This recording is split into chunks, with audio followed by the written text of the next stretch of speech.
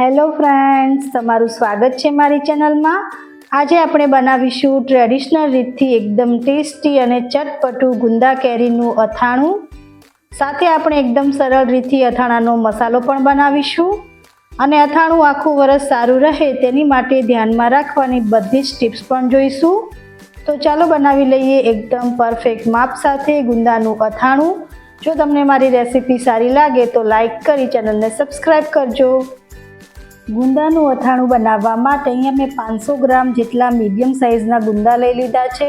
ગુંદા એકદમ સરસ લીલા અને બને એટલા ઓછા ડાઘાવાળા હોય તેવા પસંદ કરવાના। ગુંદાને એકદમ સારી રીતે ધોઈ અને ઉપરનો જે આ ડાળખાનો ભાગ હોય તેને આપણે આવી રીતે કાઢી લઈશું અને ગુંદામાંથી ઠળિયો કાઢવા માટે ગુંદાને આવી રીતે રાખી અને ઉપર દસ્તાથી 2-3 વાર પ્રેસ કરશો એટલે ઉપરથી આવી રીતે ખુલ્લી જશે। પછી તમારે નાઈફને થોડી મીઠાવાળી કરી અને અંદરથી ઠળિયો કાઢી લેવાનો। તો નાઈફને મીઠાવાળી કરી અને ઠળિયો કાઢશો તો એકદમ સરળતાથી ઠળિયો નીકળી જશે, તમે જોઈ શકો છો।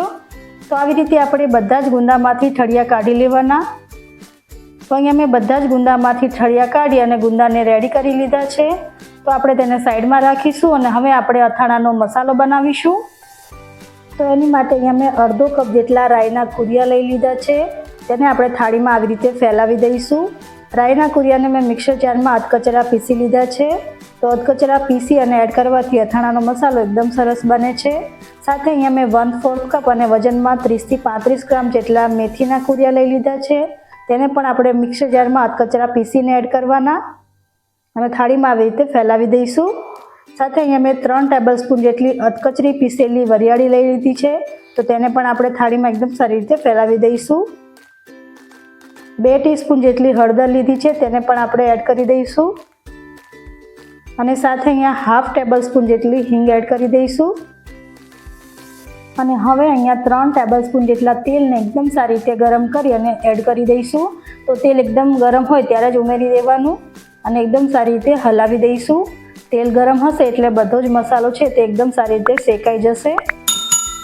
તો એકદમ સારી રીતે મિક્સ કરી દઈશું અને આપણે તેને ઢાંકી અને 5 મિનિટ માટે સાઈડમાં રાખીશું એટલે મસાલો છે તે એકદમ સારી રીતે ઠંડો થઈ જાય।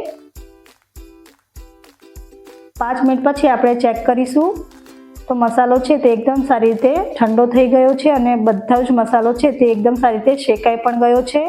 તો મસાલો એકદમ સારી રીતે ઠંડો થઈ જાય પછી જ આપણે તેમાં મીઠું અને લાલ મરચું પાવડર ઉમેરવાનો છે। તો અહીંયા 3 ટેબલસ્પૂન જેટલું આપણે મીઠું ઉમેરી દઈશું। અથાણામાં મીઠુંનું પ્રમાણ થોડું વધારે રાખવામાં આવે છે।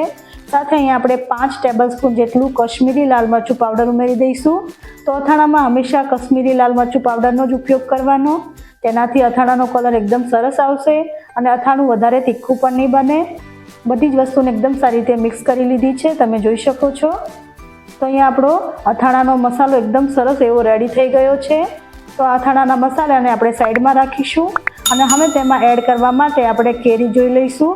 તો અહીંયા મેં વજનમાં 250 ગ્રામ જેટલી કાચી કેરી લઈ લીધી છે। 500 ગ્રામ ગુંદા સાથે 250 ગ્રામ જેટલી કાચી કેરી ઉમેરવાની છે। તો કેરીને એકદમ સારી રીતે ધોઈ અને તેની છાલ કાઢી લેવાની અને કેરીને આપણે આવી રીતે મોટી ખમણી હોય તેનાથી એકદમ સારી રીતે ફેરવી અને ખમણી લઈશું। તો અહીંયા મેં કેરીને ખમણી લીધી છે। હવે આપણે તેમાં 1/2 ટીસ્પૂન જેટલું મીઠું ઉમેરીશું અને સાથે આપણે તેમાં 1/2 ટીસ્પૂન જેટલી હળદર ઉમેરી દઈશું અને હવે આપણે તેને એકદમ સારી રીતે મિક્સ કરી લઈશું અને આપણે તેને ઢાંકી અને 10 થી 15 મિનિટ માટે સાઈડમાં રાખીશું। તો 20 મિનિટ જેવું થઈ ગયું છે, આપણે ખોલીને ચેક કરીશું। તો તમે જોઈ શકો છો કે કેરીમાંથી બહુ જ બધું પાણી છૂટું પડ્યું છે, તો તેને એકદમ સારી રીતે આપણે નીચોવી લઈશું। તો આ સ્ટેપ બહુ જ ઇમ્પોર્ટન્ટ છે, કેરીમાંથી એકદમ સારી રીતે પાણી નીચોવી અને કાઢી લેવાનું। જો અહીંયા થોડું પણ પાણી રહી જશે તો તમારું અથાણું બગડી જશે।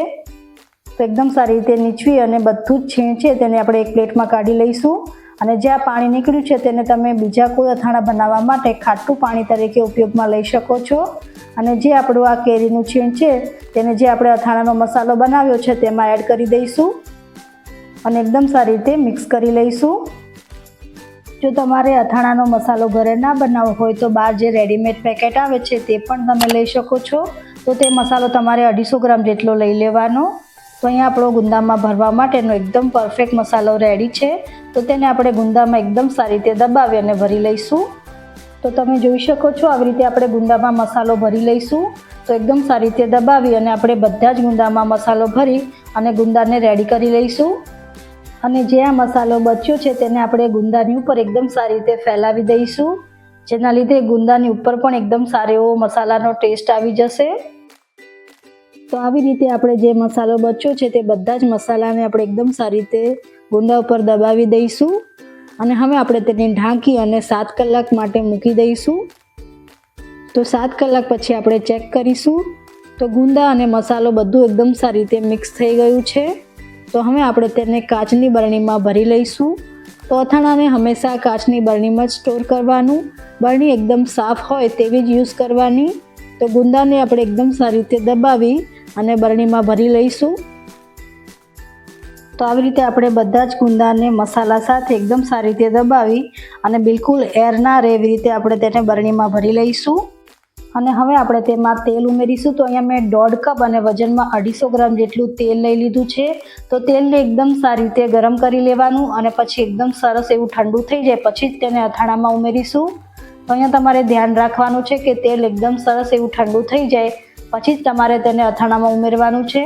અને તેલ આવી રીતે ઉપર સુધી રહે તેવી રીતે તમારે તેલ ઉમેરવાનું. તો અહીંયા આપણું ગુંદા કેરીનું અથાણું બની અને તૈયાર છે. આ અથાણાને તમે 6 થી 7 દિવસ પછી ખાવા માટે ઉપયોગમાં લઈ શકો છો. તમે જોઈ શકો છો કે કેટલું સરસ એવું આપણું અથાણું બની અને તૈયાર છે. તો તમે આ રીતથી એકવાર અથાણાની રેસીપીને જરૂરથી ટ્રાય કરજો.